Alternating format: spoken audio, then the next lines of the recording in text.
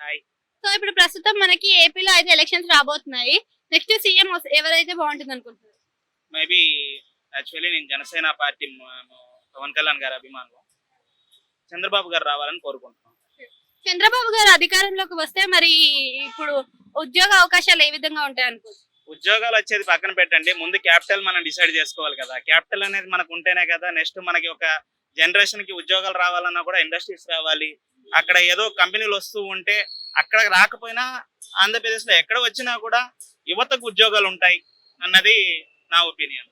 IT sector ఏ విధంగా ఉంది ప్రస్తుతం? ఐటీ సెక్టర్ ఏమి లేదు మేడం, ఏం జీరో. ఏమైనా ఉంటాయి కదండి మాట్లాడటానికి. మనము ఇప్పుడు హైదరాబాద్ ఉన్నట్టు ఉన్నాయంటారా? మీరే చెప్పండి మీడియా వాళ్ళు. లేదు కదా. ఇప్పుడు ఎక్కడికి వెళ్ళినా మనకి క్యాపిటల్ ఏది అని అడుగుతారు, మీది ఏ డిస్ట్రిక్ట్, మీది ఏ స్టేట్ అని చెప్పి అడుగుతారు. మేము చెప్తున్న దానికి ఏం లేదండి. ఇక్కడ వైజాగ్ అని చెప్పాలా, విజయవాడ అని చెప్పాలా, లేకపోతే కర్నూలు అని చెప్పుకోవాలా? మరి ఏమని చెప్పుకోవాలి మేము?